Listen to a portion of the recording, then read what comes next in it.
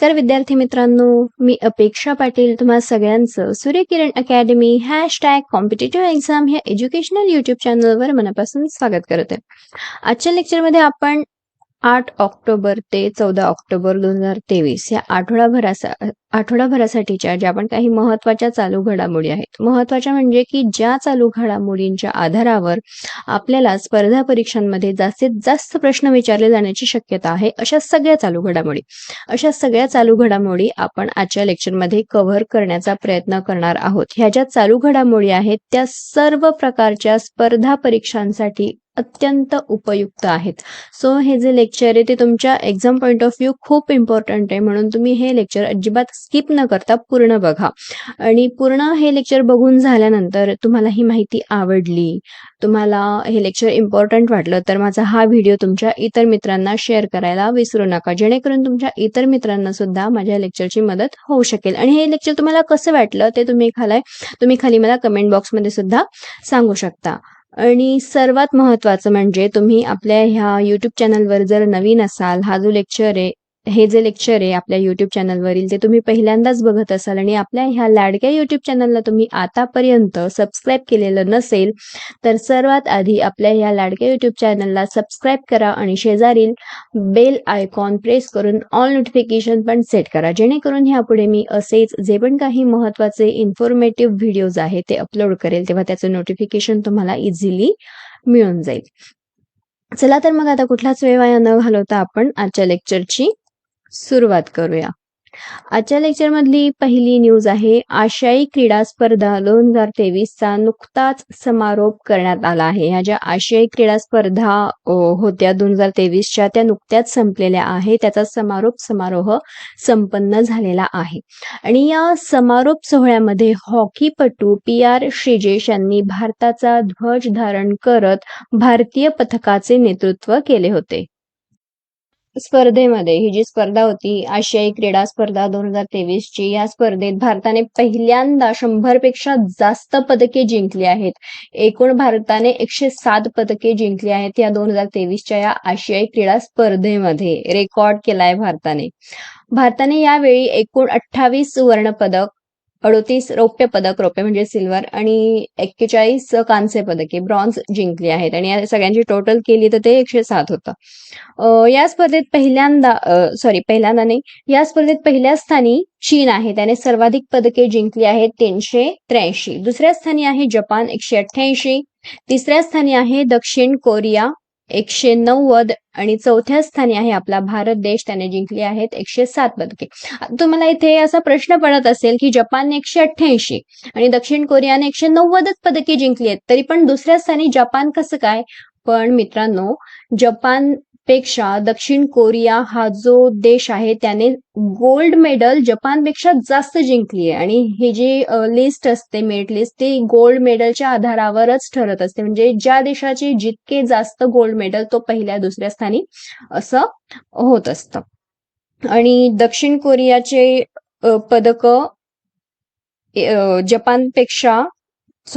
दक्षिण कोरियाचे gold medal जपानपेक्षा कमी असल्यामुळे हा जो जपान देश आहे तो दुसऱ्या स्थानी आहे. आणि दक्षिण कोरियाचे एकूण मेडल जपानपेक्षा जास्त असल्यानंतर सुद्धा हा जो देश आहे तो तिसऱ्या स्थानी आहे, कारण की दक्षिण कोरियाचे गोल्ड मेडल जपानपेक्षा कमी आहेत. 2023च्या या आशियाई क्रीडा स्पर्धेमध्ये एकूण 45 देशांमधील 12,407 खेळाडूंनी विविध 40 क्रीडा प्रकारांमध्ये सहभाग नोंदवला होता. म्हणजे ही जी क्रीडा स्पर्धा होती आशियाई, त्याच्यामध्ये एकूण 40 प्रकारचे खेळ खेळवण्यात आले होते. आता आपण पुढील न्यूज बघू, ती आहे ग्लोबल इंडिया फाउंडेशनचा ग्लोबल इंडियन अवॉर्ड 2023 हा सुधा मूर्ती यांना देण्यात आलेला आहे. हा जो पुरस्कार आहे, हा पुरस्कार मिळवणाऱ्या त्या पहिल्याच महिला ठरलेल्या आहेत. आतापर्यंत हा पुरस्कार जो आहे तो एका सुद्धा महिलेला देण्यात आला नव्हता. हा पुरस्कार मिळवणाऱ्या व्यक्तीला एकूण $50,000 दिले जातात. हा पुरस्कार दरवर्षी एका उत्कृष्ट भारतीय व्यक्तिमत्वाला प्रदान केला जातो.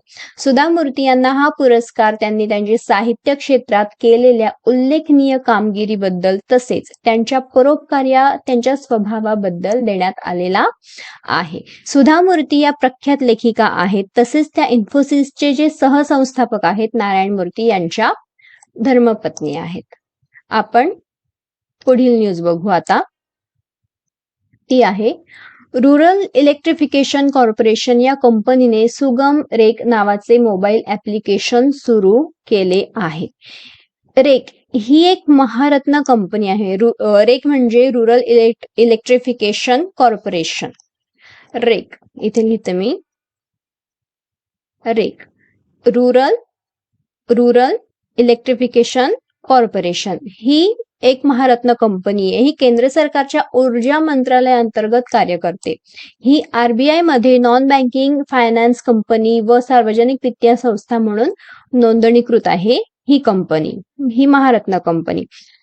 ऍप्लिकेशन मार्फत कोणती कार्य केली जाणार आहे? हे जे नवीन जे ऍप्लिकेशन सुरू करण्यात आलं आहे तर त्याच्या मार्फत कुठली कार्य केली जाणार आहे? तर गुंतवणूकदार त्यांचे बॉन्ड प्रमाणपत्र डाउनलोड करू शकतील.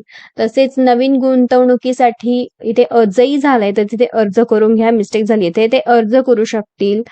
KYC अपडेट करण्याशी संबंधित महत्वाचे फॉर्म डाउनलोड करू शकतील. रेकच्या गुंतवणूकदार सेलशी कॉल, ईमेल, व्हॉट्सअपद्वारे कनेक्ट होऊ शकतील. आता आपण पुढची न्यूज बघू. ती आहे अखिल भारतीय पोलीस विज्ञान काँग्रेसचे आयोजन नुकतेच उत्तराखंड या राज्यातील देहरादून या शहरामध्ये करण्यात आले होते. याचे आयोजन दरवर्षी bureau of police research and डेव्हलपमेंटच्या अंतर्गत करण्यात येते. 2023 या वर्षाच्या हवं होते ते बरं का. इथे वर्षाच्या 2023 याचे आयोजन दरवर्षी bureau of police research and डेव्हलपमेंटच्या अंतर्गत करण्यात येते. 2023 वर्षाच्या या कार्यक्रमाचे आयोजन देहरादून मधील फॉरेस्ट रिसर्च इन्स्टिट्यूट येथे करण्यात आले होते. ही या कार्यक्रमाची 49वी आवृत्ती होती. कितवी आवृत्ती होती? 49वी. याचे आयोजन 7 ते 8 ऑक्टोबर 2023 रोजी करण्यात आले होते. कार्यक्रमाचे प्रमुख पाहुणे होते आपल्या भारताचे केंद्रीय गृहमंत्री अमित शाह. या कार्यक्रमाची थीम ठेवण्यात आली होती पोलिसिंग इन अमृत काल. आता आपण पुढील न्यूज बघू. ती आहे राजस्थानचे मुख्यमंत्री अशोक गेहलोत यांनी राज्यात अजून नवीन 3 जिल्हे निर्माण करण्याची घोषणा केली आहे. राजस्थानमध्ये आता 3 नवीन जिल्हे तयार केले जाणार आहेत आणि त्याच्यामुळे आता राजस्थानमधील एकूण जिल्ह्यांची संख्या 53 वर पोहोचेल. सध्याच्या टोंक जिल्ह्यापासून मालपुरा, चुरू जिल्ह्यापासून सुजानगड तर नागौर जिल्ह्यापासून कुचमन जिल्ह्याची निर्मिती केली जाणार आहे. कुठल्या जिल्ह्यापासून कुठला जिल्हा निर्माण केला जाईल ते तुम्ही लक्षात ठेवण्याचा प्रयत्न करा. लोकांची मागणी आणि उच्चस्तरीय समितीच्या शिफारशीमुळे राजस्थानमध्ये या 3 नवीन जिल्ह्यांची निर्मिती केली जाणार आहे. या समितीचे अध्यक्ष माजी नगरसेवक राम लुभ्या हे होते. ही जी उच्चस्तरीय समिती जी होती त्याचे अध्यक्ष होते राम लुभ्या जे माजी नगरसेवक होते.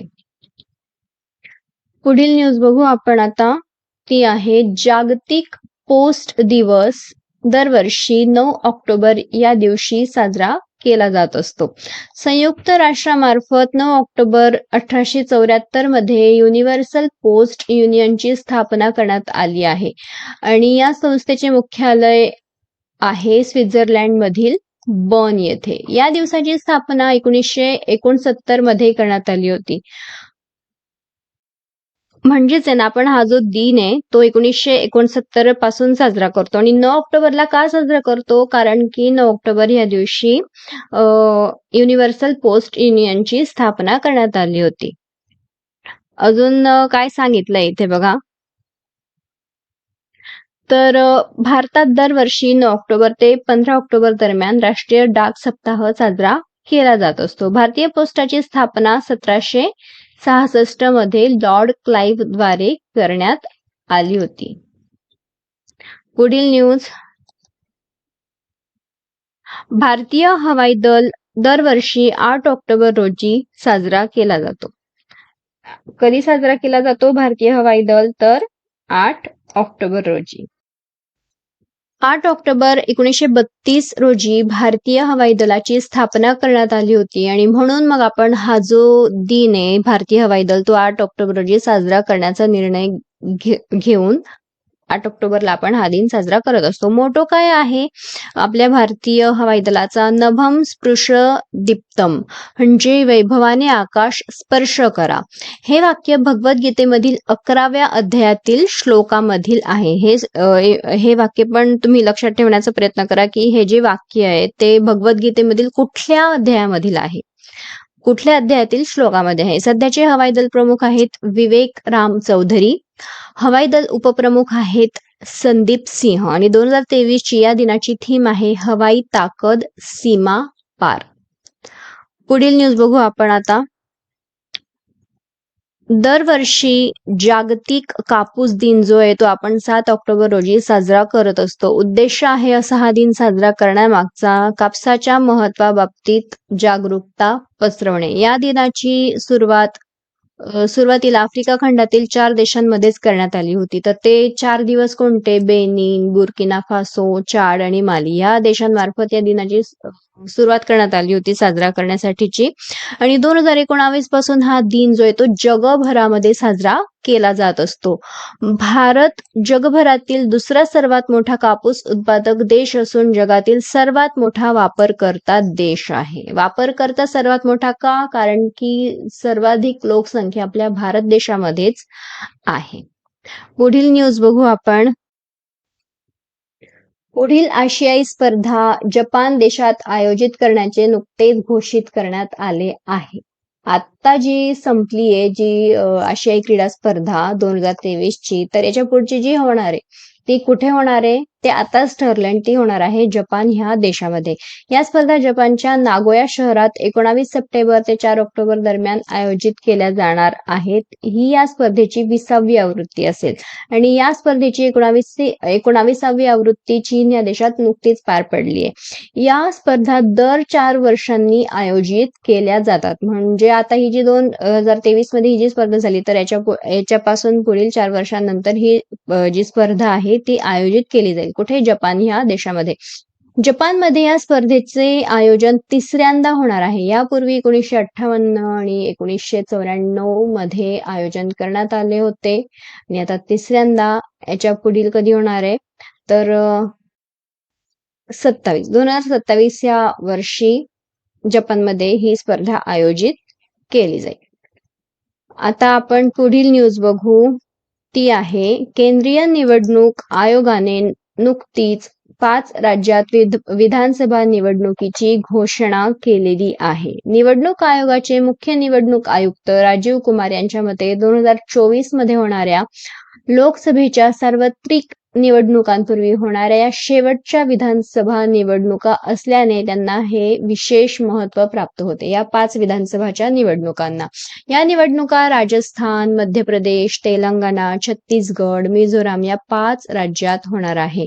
या सर्व राज्यांची मतमोजणी डिसेंबरला होणार आहे. हे जे राज्यांमध्ये विधानसभेच्या निवडणुका होणार आहे तर यांचं वोटिंग वेगवेगळ्या दिवशी होईल, पण या सगळ्यांची जी मतमोजणी आहे ती 3 डिसेंबरला होणार. ही डेट काही इतकी इम्पॉर्टंट नाही आणि ज्या ह्या राज्यांमध्ये निवडणुका होणार आहे, वोटिंग होणार आहे त्याची तारीख पण लक्षात ठेवण्याची काहीच गरज नसल्याने मी तो मुद्दा इथे इन्क्लूड केलेला नाही. आणि कधी मतमोजणी होणार आहे हे सुद्धा जास्त महत्वाचंच ठरत नाही. पण ते जे असतं ना की आपल्याला एखाद्या मुद्द्याबद्दलची जी आजूबाजूची जी माहिती असेल एक्स्ट्राची ती जर आपण ग्रास्प केली तर तो जो मुद्दा आहे मेन मुद्दा तो आपल्याला लक्षात राहण्यास मदत होत असते.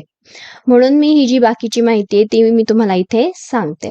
केंद्रीय निवडणूक आयोगाबद्दल आपण माहिती बघू. स्थापना झाली आहे या केंद्रीय निवडणूक आयोगाची 25 जानेवारी 1950 मध्ये. मुख्यालय आहे याचं केंद्रीय निवडणूक आयोगाचं निर्वाचन सदन नवी दिल्ली. भारतीय राज्यघटनेच्या कलम 324 नुसार ह्या आयोगाची स्थापना करण्यात आली होती. न्यूज बघू. टांझानिया देशाच्या राष्ट्राध्यक्षा समिया सुलुहू हसन या भारतीय दौऱ्यावर आल्या होत्या.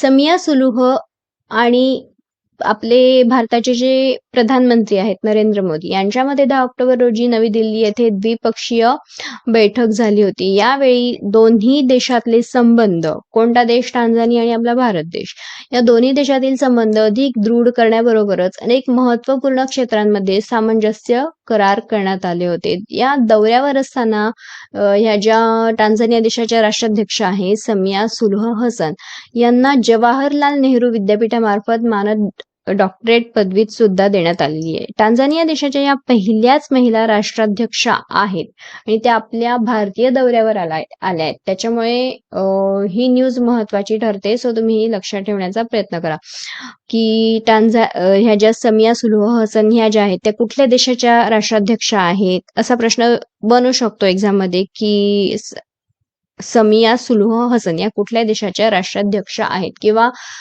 समिया सुलुहू हसन या टांझानिया देशातल्या कितव्या महिला राष्ट्राध्यक्ष आहेत? तर त्या पहिल्याच आहेत, दुसऱ्या नाही, तिसऱ्या नाही, पहिल्या.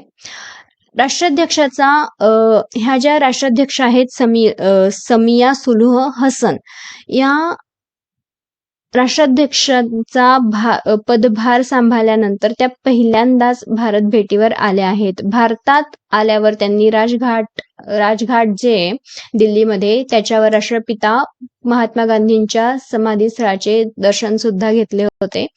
आणि 9 ऑक्टोबर रोजी राष्ट्रपती भवनात समिया सुलुहू हसन पोहोचल्यावर राष्ट्रपती द्रौपदी मुर्मू आणि प्रधानमंत्री नरेंद्र मोदी यांनी त्यांचे स्वागत केले होते. अफगाणिस्तानातील पश्चिम हेरात प्रांतातील हेरात शहरापासून 25 मैल अंतरावर 6.3 रिश्टर स्केल तीव्रतेचा भूकंप नुकताच आला होता. अफगाणिस्तानातील हा तिसरा सर्वात मोठा भूकंप असल्याचे मानले जाते. तसेच 2 दशकातील हा सर्वात भीषण भूकंप सुद्धा असल्याचं मानलं जात आहे. अफगाणिस्तानला अनेकदा भूकंपाचा सामना करावा लागतो. इथे भूकंप झालाय तर तुम्ही दुरुस्त करून घ्या, प्रिंटिंग मिस्टेक झाली आहे. भूकंपाचा सामना करावा लागतो कारण की हा जो देश आहे अफगाणिस्तान, तो देश युरेशियन आणि भारतीय टेक्टॉनिक प्लेट्सच्या जंक्शन जवळ स्थित आहे आणि ह्या एरियामध्ये सतत भूकंपाचे हादरे येत असतात. 2022 मध्ये सुद्धा या देशात पक्तिका प्रांतात 5.9 रिश्टर स्केलचा तीव्रतेचा भूकंप आला होता. बघू. अरुणाचल प्रदेशातील खमटी, इथे पण मिस्टेक झाली आहे. तांदूळ, इथे तांदूळ हवं होतं, इथे तांदूळ झालंय. अरुणाचल प्रदेशातील खमटी तांदूळ आणि तांगसा टेक्सटाईल यांना GI टॅग देण्यात आलेला आहे. खमटी हा नमसाई प्रदेशातील एक चविष्ट तांदूळ आहे. कुठल्या प्रदेशातील आहे? नमसाई. आणि नमसाई हा जो एरिया आहे तो कुठल्या राज्यात आहे? अरुणाचल प्रदेशमध्ये. याची लागवड पारंपरिक खमटी आदिवासी शेतकऱ्यांमार्फत केली जात असते. तसेच तांगसा कापडाचे उत्पादन तांगसा जमातीद्वारे केले जाते. मधील माउंट ब्लॅक या शिखराची उंची 2 वर्षांपासून सतत कमी होत असल्याचे निदर्शनास आले आहे.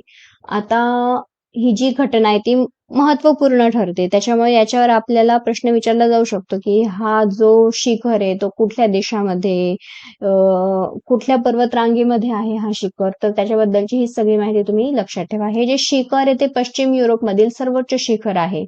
हे शिखर आल्प्स पर्वतामध्ये आहे. हा पर्वत जो आहे आल्प्स पर्वत तो फ्रेंच इटालियन सीमेवर आहे. तसेच हा पर्वत ग्रेयन आल्प्स नावाच्या रांगेत आहे. या पर्वताची निर्मिती सुमारे 65 दशलक्ष वर्षांपूर्वी झाली होती. या पर्वताचा आकार शंखूसारखा आहे. याची उंची जी आहे ती आहे 4807 मीटर. त्याला युरोपचे छप्पर असे टोपण नाव देण्यात आलेले आहे. कोणाला? ह्या माउंट ब्लॅक शिखराला. माउंट ब्लॅक या नावाचा अर्थ होतो पांढरा पर्वत. आता आपण क्लॉडिया गोल्डिनियांना 2023चा अर्थशास्त्रातील नोबेल पुरस्कार जाहीर झालेला आहे. गोल्डिनिया हार्वर्ड विद्यापीठाच्या प्रोफेसर आहेत. महिलांच्या श्रम बाजारातील परिणाम समजून घेण्यासाठी त्यांना हा पुरस्कार देण्यात आलेला आहे. अर्थशास्त्रातील नोबेल जिंकणाऱ्या त्या तिसऱ्याच महिला ठरलेल्या आहेत. अर्थशास्त्र हा जो विषय आहे, तर त्या विषयामध्ये जे पुरस्कार दिले जातात नोबेल, तर त्याच्यामधल्या ह्या तिसऱ्याच महिला आहेत की ज्यांना हा पुरस्कार मिळालेला आहे अर्थशास्त्रामध्ये. हा पुरस्कार 10 डिसेंबर रोजी त्यांना प्रदान केला जाणार आहे. पुढील न्यूज बघू. जागतिक मानसिक आरोग्य दिन दरवर्षी 10 ऑक्टोबर रोजी साजरा केला जात असतो. या दिनाची सुरुवात 1992 मध्ये करण्यात आली होती. 2023 ची या दिनाची थीम आहे mental health is universal human right आणि 2022 ची थीम सुद्धा लक्षात ठेवा, make mental health for all a global priority. हा दिन दरवर्षी world federation for mental health आणि जागतिक आरोग्य संघटना यांच्याकडून संयुक्तपणे साजरा केला जात असतो. हा असा दिन साजरा करण्यामागचा उद्देश आहे मानसिक समस्येसंदर्भात लोकांमध्ये जागरूकता पसरवणे. पुढची न्यूज बघू. की आहे गंगा डॉल्फिनला उत्तर प्रदेश राज्य सरकारने राज्य प्राणी म्हणून घोषित केले. हे डॉल्फिन गंगा, यमुना सॉरी चंबळ, घागरा, राप्ती, गेरवा या नद्यांमध्ये आढळतात. तसेच हे जे प्राणी आहे गंगा डॉल्फिन ते नेपाळ, भारत आणि बांगलादेशच्या गंगा, ब्रह्मपुत्रा, मेघना आणि कर्णफुली, सांग या नदी प्रणालींमध्ये आढळतात. यावेळी उत्तर प्रदेशचे मुख्यमंत्री जे आहेत योगी आदित्यनाथ, त्यांनी पर्यटक आणि स्थानिक रहिवाशांना प्लास्टिकचा वापर टाळण्याचे आवाहन केले आहे. कसला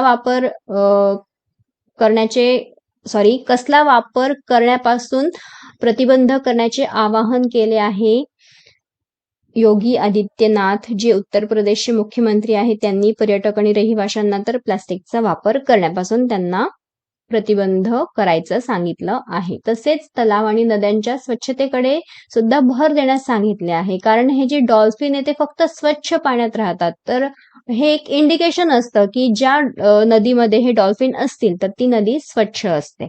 हे डॉल्फिन स्वच्छ गोड्या पाण्यातच आढळतात, समुद्रात हे आढळत नाहीत. हा प्राणी आपल्या राज्याचा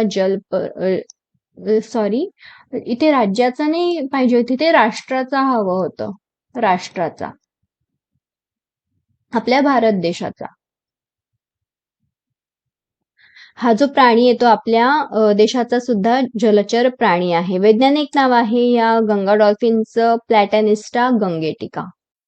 पुढील न्यूज बघू. ती आहे ओडिशा राज्यातील केंद्रपारा येथील रसबली या मिठाईला जीआय टॅग देण्यात आला आहे. ही जी मिठाई आहे ती केंद्रपारा येथील श्री बलदेवजेव मंदिरात, इथे प्रिंटिंग मिस्टेक झाली, टायपिंग मिस्टेक झाली आहे. इथे मंदिरात हवं होतं, ते मंदिराम झालंय, नवीन आहे का. ही जी मिठाई आहे ती केंद्रपारा येथे एक जे मंदिर आहे बलदेवजेव मंदिर, तर ह्या श्री बलदेवजेव मंदिरात देवतांना भोग म्हणून अर्पण केली जाते. ही मिठाई कोणती? रसबली ह्या नावाची मिठाई. केंद्रपारा रसबली हे जे मिष्टान्न आहे ते मिस्ताना मॅन्युफॅक्चरर्स असोसिएशन आणि रुरल इन्फ्रास्ट्रक्चर, तेव्हा मिस्टेक झाली तर तुम्ही दुरुस्त करून घ्या, इन्फ्रास्ट्रक्चर डेव्हलपमेंट अँड एम्प्लॉयमेंटने डिसेंबर 2021 मध्ये या मिठाईला जीआय टॅग देण्यासंबंधी अर्ज केला होता आणि तेव्हा पासून कुठे आता ह्या मिठाईला जीआय टॅग देण्यात आलेला आहे. अन्न संशोधकांच्या मते राजा अनंग भीमदेव यांच्या कारकिर्दीत मध्ययुगीन काळापासून ही मिठाई जी आहे ती बनवली जात असते.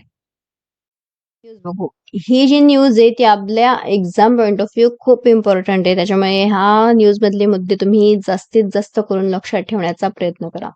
महाराष्ट्र राज्य सरकारने राज्यात लेक लाडकी ह्या योजनेला सुरू करण्याची मंजुरी दिली आहे. या योजनेची घोषणा आर्थिक वर्षाचं जे बजेट होतं 2023-24 साठीचं, त्याच्यामध्ये मांडण्यात आली होती, म्हणजे त्याच्यात घोषणा केली होती आणि ती आता मंजूर केली आणि आता ती सुरू केली जाईल. याचा उद्देश आहे या योजनेचा राज्यातील मुलींचे सक्षमीकरण करणे. या योजनेसाठी पिवळे आणि केशरी रेशन कार्ड धारक असलेल्या कुटुंबातील मुली पात्र असतील. असे कुटुंब म्हणजे की ज्या कुटुंबाचं रेशन कार्ड हे पिवळं किंवा केशरी आहे. तर अशा कुटुंबातील मुलींचा जन्म झाल्यावर मुलीला 5,000 रुपये, ती मुलगी पहिलीत गेल्यावर 4,000 रुपये, ती मुलगी 6वीत गेल्यावर 6,000 रुपये आणि 11वीत गेल्यावर 8,000 रुपये आणि 18 वर्षांची झाल्यानंतर 75,000 रुपये सरकारकडून देण्यात येणार आहे या योजनेअंतर्गत. या योजनेचा लाभ घेण्यासाठी नागरिक मूळचा महाराष्ट्राचा असणे गरजेचं आहे. इतर राज्याचा व्यक्ती असेल आणि त्याला मुलगी झाली असेल तर ती व्यक्ती आणि तिची मुलगी ह्या योजनेसाठी पात्र ठरणार नाही. तसेच या योजनेचा लाभ घेण्यासाठी लाभधारकाचे बँक खाते असणे गरजेचे. ह्या लेक्चरमधली शेवटची न्यूज बघू आणि ती आहे जागतिक दृष्टी दिन दरवर्षी ऑक्टोबरच्या दुसऱ्या गुरुवारी साजरा केला जात असतो आणि ह्या वर्षी 2023 मध्ये हा दिन 12 ऑक्टोबर रोजी साजरा करण्यात आला. उद्देश आहे हा असा दिन साजरा करण्यामागचा तर लोकांमध्ये दृष्टीदोषाबद्दल जागरूकता पसरवणे. 2023 ची या दिनाची थीम आहे काम करताना डोळ्यांवर प्रेम करा. तसंच दुसरा एक दिन आहे तो आपण 12 ऑक्टोबर रोजी साजरा करतो आणि तो आहे जागतिक संधिवात दिन. 1996 मध्ये या दिनाची स्थापना करण्यात आली होती. तेव्हापासून आपण हा दिन साजरा करतो. उद्देश आहे असा हा दिन साजरा करण्यामागचा सांधेदुखीचा वाढता धोका कमी करणे आणि त्याबद्दल लोकांमध्ये जागरूकता पसरवणे. अशा प्रकारे ह्या ज्या महत्वाच्या चालू घडामोडी होत्या या आठवड्याभरासाठीच्या त्या आज आपण इथे अभ्यासल्या. आय होप ही जी सगळी माहिती आहे ती तुम्हाला व्यवस्थित समजली असेल. हे लेक्चर तुम्हाला आवडलं असेल अशी मी अपेक्षा करते. आणि ह्या लेक्चर बद्दल तुम्ही मला खाली कमेंट बॉक्समध्ये सुद्धा सांगू शकता की हे लेक्चर तुम्हाला कसं वाटलं. हे लेक्चर आवडलं असेल तर माझ्या व्हिडिओला लाईक करा आणि तुमच्या इतर मित्रांना सुद्धा शेअर करा. आजच्या लेक्चरमध्ये आपण इथेच थांबूया. भेटूया नेक्स्ट लेक्चरमध्ये. जय हिंद, जय महाराष्ट्र. थँक्यू.